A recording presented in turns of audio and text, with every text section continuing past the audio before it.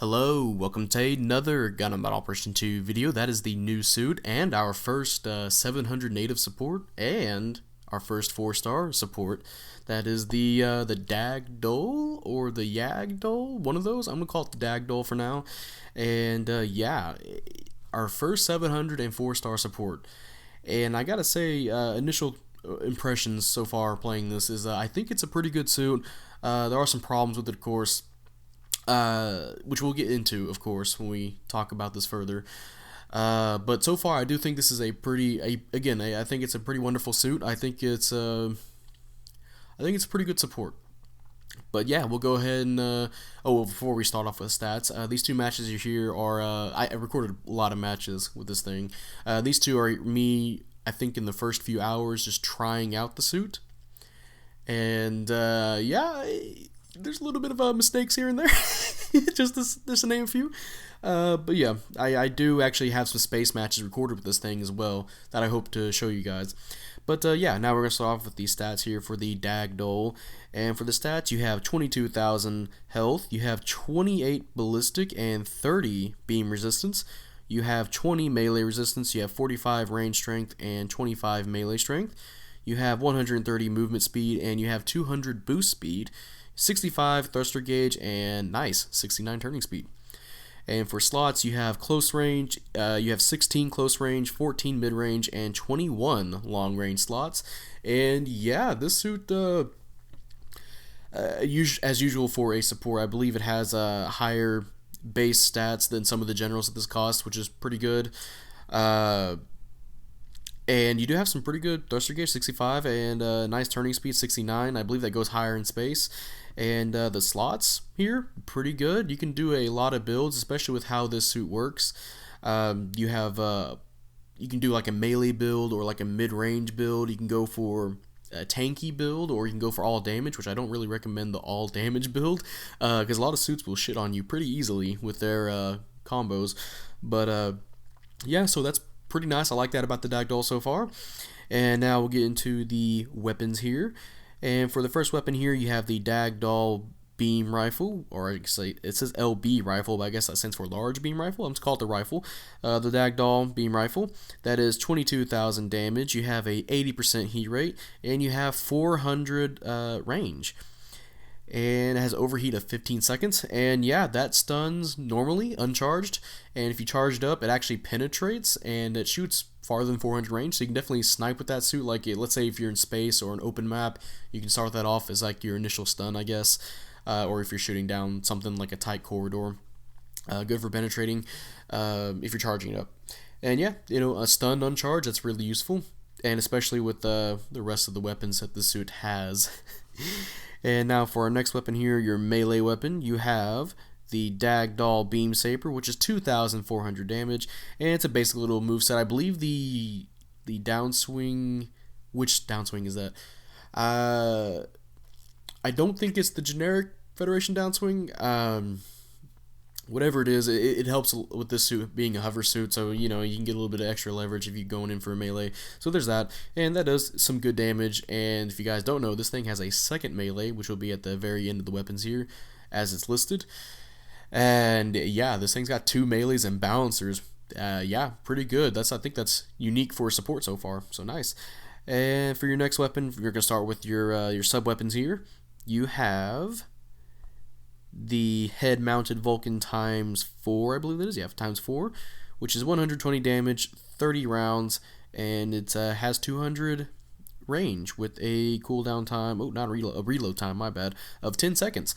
And yeah, that is your basic Vulcans. It does do some decent damage, especially ballistic damage wise for a support to do. You can tackle those low ballistic defense generals.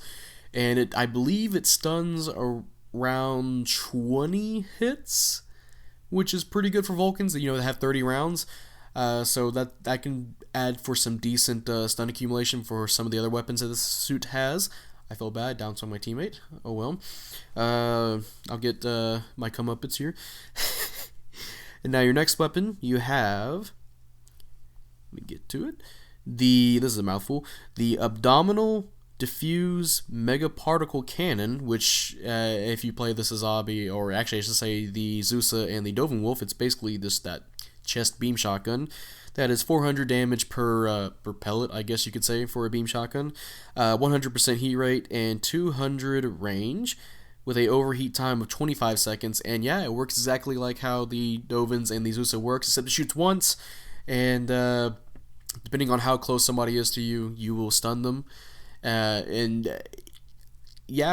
not really useful for hitting for mid range, because it's really awkward trying to get a stun with it. Because sometimes you can definitely hit a bunch of shots. Like I believe it got like over 1,000, almost 2,000 damage on somebody. Yeah, right there, 1,700. Didn't get a stun, but yeah, it's definitely going to be way more useful for raids that are rushing towards you, or generals like the Sazabi, or just any general that they go for a stun and try to melee you. So that's good for stopping them. Especially good because like most suits at this cost have maneuver armor, except for like the new Gundam.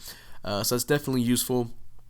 And get to our next weapon here, and that is the quadruple mega particle cannon, and it has 600 damage per cannon shot, which I believe is 4. Oh, it's quadruple.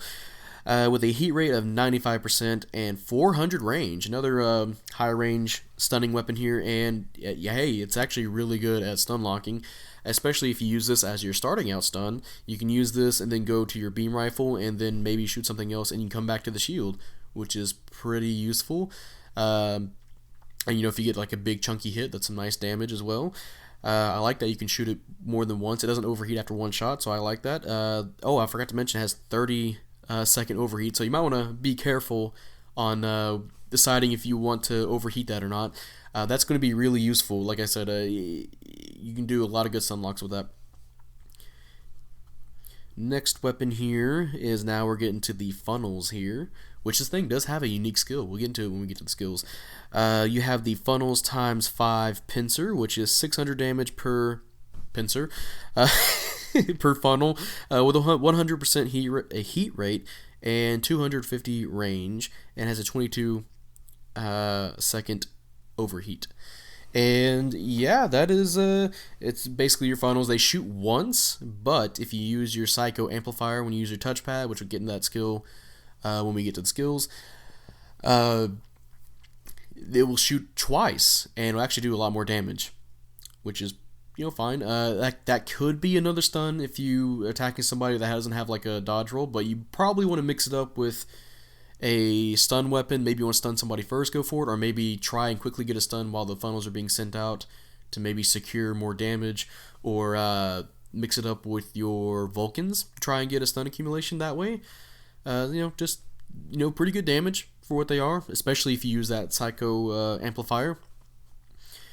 And the next weapon here is the DAG Leader, or YAG Leader, which is 1,000 damage, 100% heat rate, and 300 range, and with a 20-second overheat. And before we get into the details of that, I'm going to go ahead and then, talk about the timeout here. Yeah, mission completed. I hope. Yeah, mission completed. And we'll see what we got going on real fast. I like the new Gundams out here today.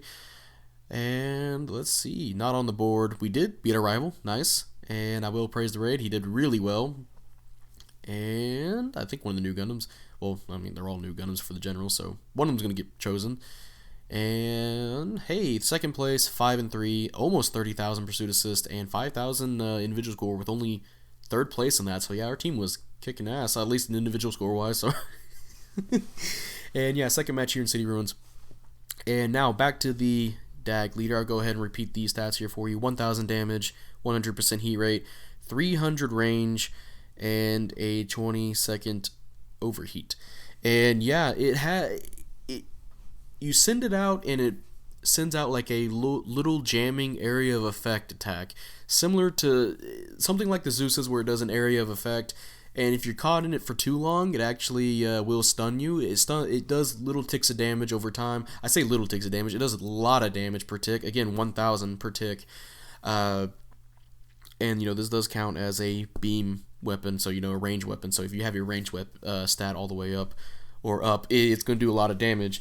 But it does it takes a little bit to set up and it takes a little bit to stun somebody, and that's the problem with it. I know a lot of people have said that you can use this for a defense tool, and not really, unless you're like in a tight corridor and you're a distance away from somebody who's going to charge you, because the funnels have to send out, and they have to send out the area of effect, and they do stun after 4 ticks. Actually, I have that in my notes here. Yeah, I compared it to the Zeus's area of effect. The stun rate for this is it does 5 ticks overall, and it takes 4 to stun. And when you activate your Psychomu amplifier, it's still the same thing. 4 hits to stun and does 5 ticks overall, except it does a lot more damage than it already does. Compare that to the Zeusa, which the initial impact can stun, and takes 2 ticks to stun, and that's over like 8-ish. 8 or 9, maybe even 7 ticks overall, which the Zeus is just that's what really helps out the Zeus a lot. And for this suit, it's not exactly the same, sadly, as the Zeus's AoE, but it is useful for a lot more things, because like the Zeus's AoE, you can use that for more than just defense. And for this suit, if you use this in certain team combos, you are for sure going to fuck up a lot of generals. I guarantee that. Of course, if they don't do a dodge roll, or you manage to sit them in one place, which shouldn't be too hard if you manage to catch them without a dodge roll, or if you have a teammate nearby, you can use it to drop on a point, maybe kill somebody that way.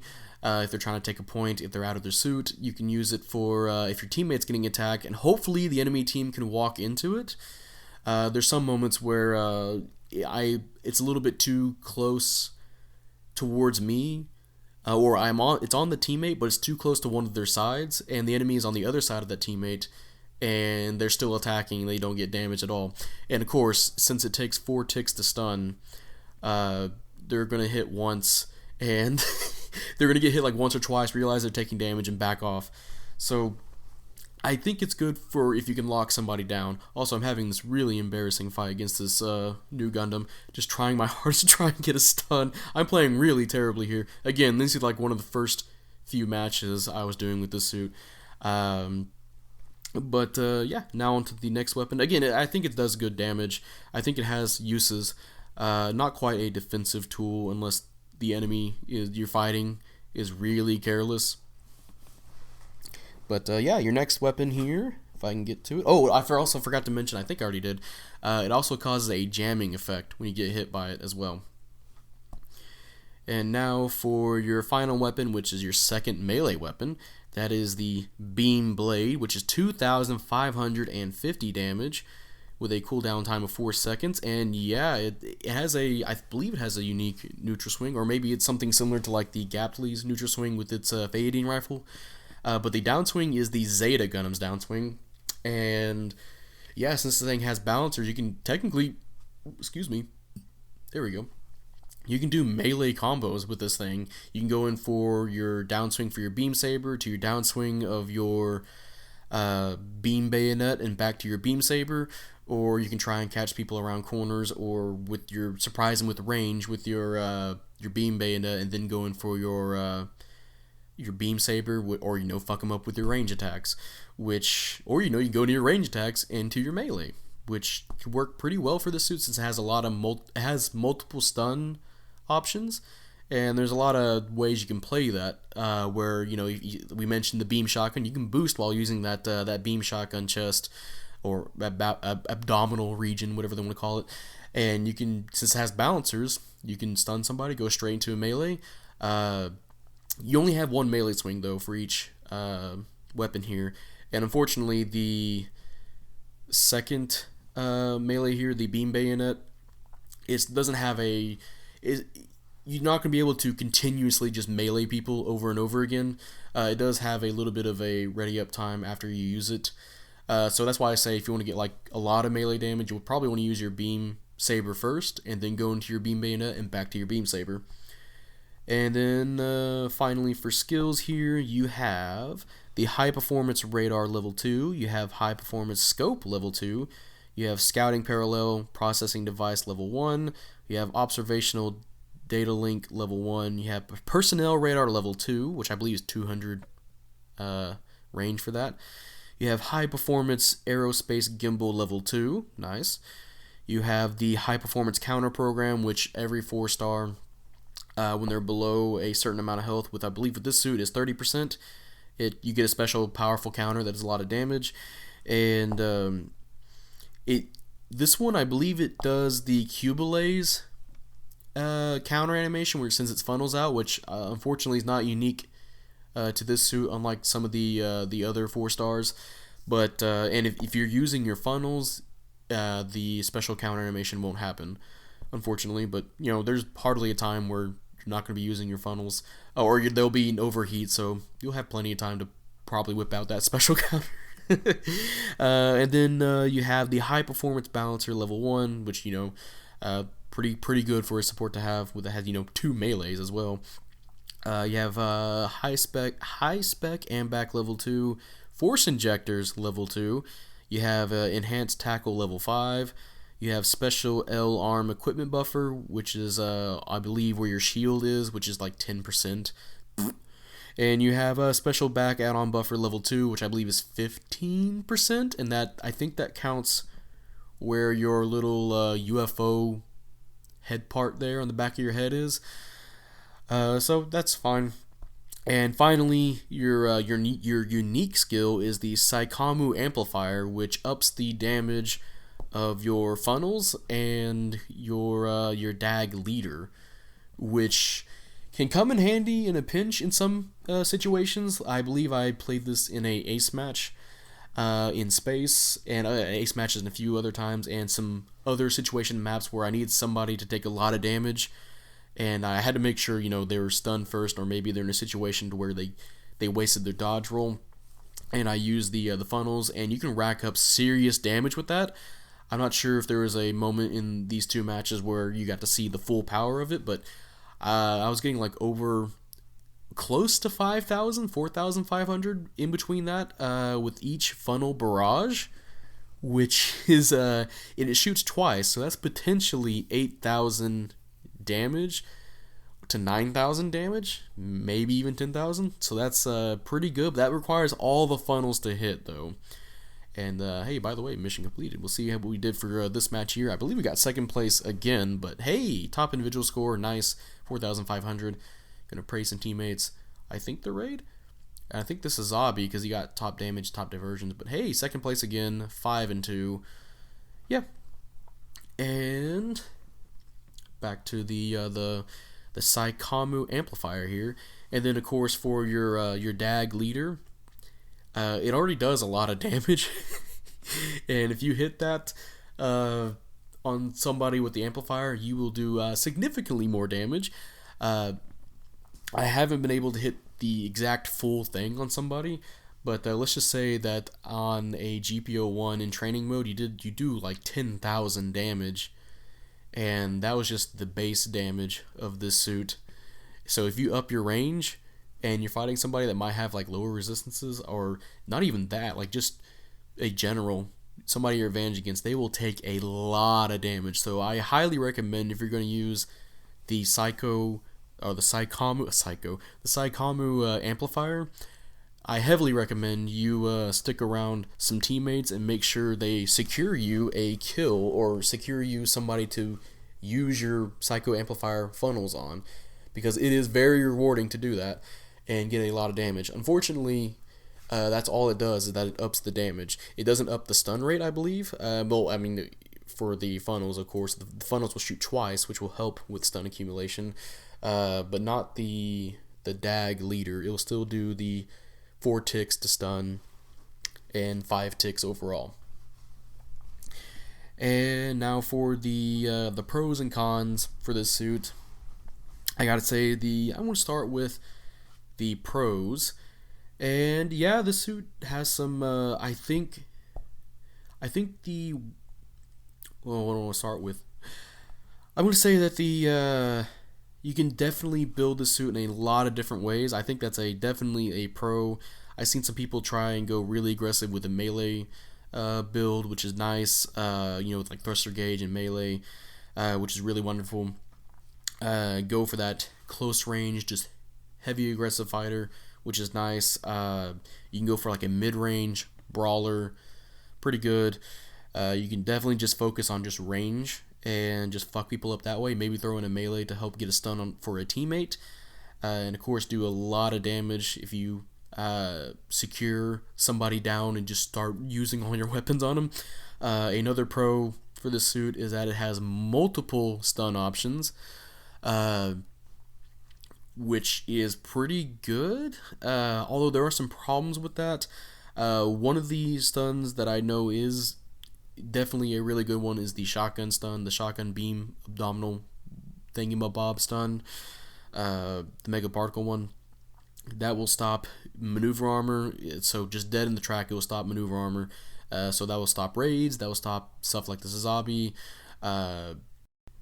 If you're being chased by a new Gundam with a beam shield, or a Moon Gundam with their funnel shield, or Psycho Plate shield, whatever, that will stop that, but you probably gonna have to come up with another stun after that because they're still gonna be chasing after you.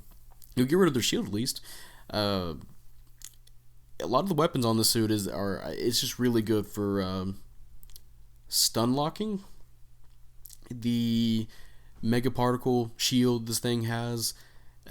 Speaking of the funnel shield of the new Gundam and the Moon Gundam, that's actually pretty good at taking out those shields as well, since it's shooting 4 shots at it. And of course, just the stun lock potential, as I mentioned, is pretty good on the suit. That's a definite pro. You go for the beam rifle into the mega particle shield, back into beam rifle, go into something else, maybe throw in the melee or two, go back to your beam shield. Overall, this thing definitely, it brings a lot of firepower, and potentially you can pull off a lot of damage with the DAG leader if you manage to hit it, or the funnels if you use the Saikamu amplifier. So yeah, that's pretty nice. I do like the pros here. For the cons, actually I think there might be one more pro I'm missing. The weapons, stats. Yeah, I think that's good for the pros. And then for the cons is that this suit has no defensive capabilities. Well, it has one, which is the shotgun chest, but I guess I should say like skills.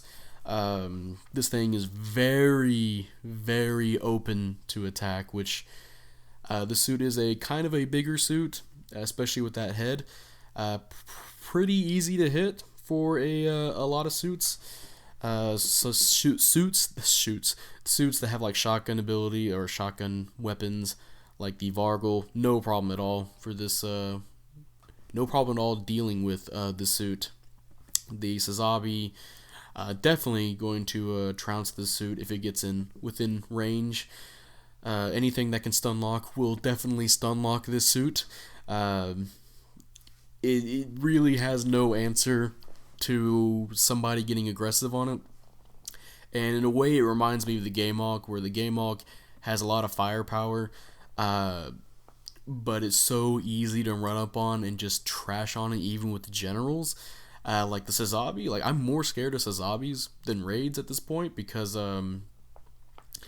by the time a Sazabi's close to me, I try to pull off one stun with my weapons, and he maneuver armors through it, and then he goes for his insane melee reach of his tomahawk, and I get caught and just killed. Or maybe he goes for his shotgun blast, beam particle cannon, the one that he has in his chest as well, and then straight into a melee combo that deals a lot of damage to you. Even if it doesn't kill you, it'll do a lot of damage, especially if they have their melee strength like up above 70. Jesus Christ. Yeah, raids have no problem. Even new Gundams, they will stun lock you.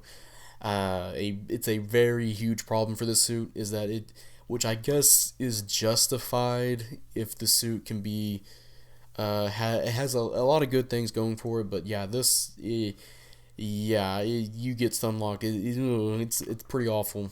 And having played against suits that or other Dagdoll suits, Yeah, I have no problem whenever I make a beeline towards them, even if they use that dag leader. It's not going to stun me fast enough.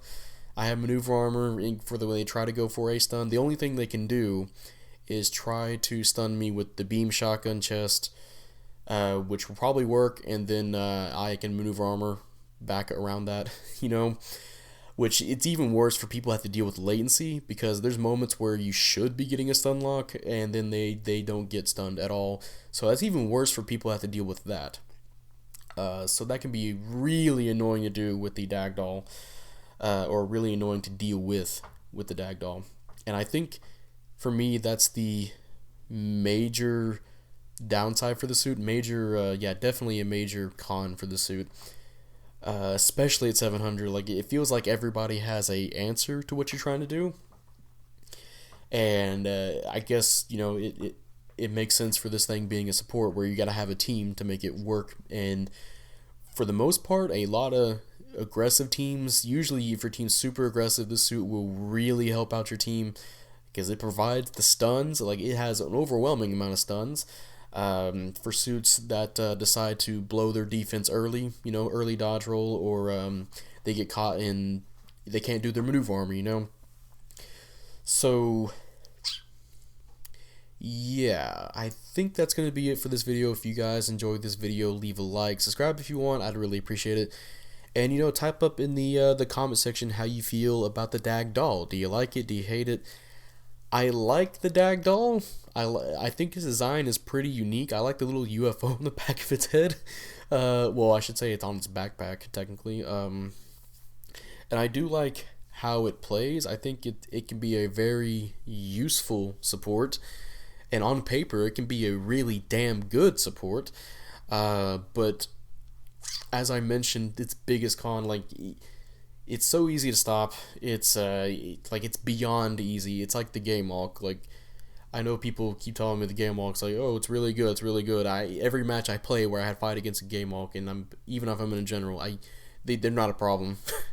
However, I can see, because this thing is a closer range, kind of a closer ranged support, I think it can benefit being a highly aggressive player can benefit using this suit. And especially if they have some awareness and if they're quick on their feet, they can get rewarded with a lot of damage and provide a good amount of stuns for their team.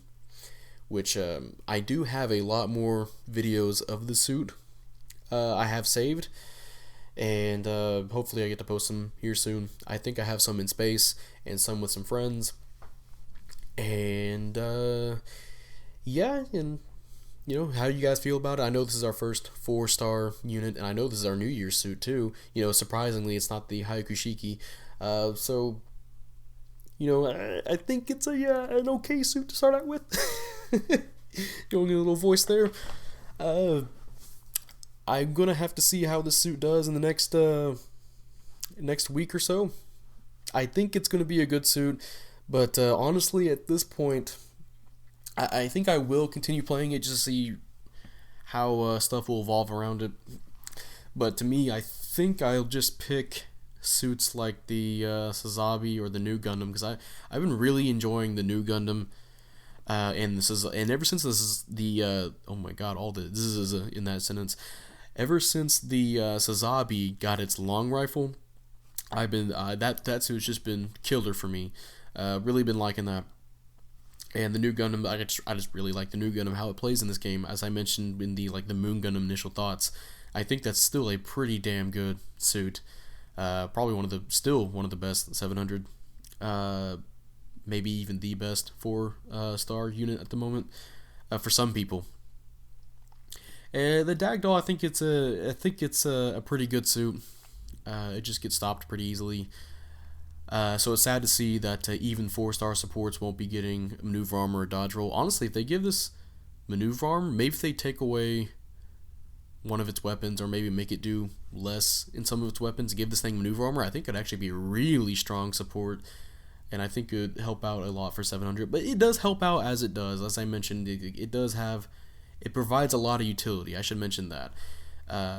It provides a lot of utility to a team, and if you have a very aggressive team, I think it could be very helpful. But yeah, we'll see how this goes. And yeah, so far, the first 700 support, first 4-star support, I'm happy with it. And we'll see how it goes for the rest of 700. And yeah, and oh my god, our first 700 raid is gonna be scary, isn't it? But yeah, that's gonna be it, and I will see you guys later. Bye.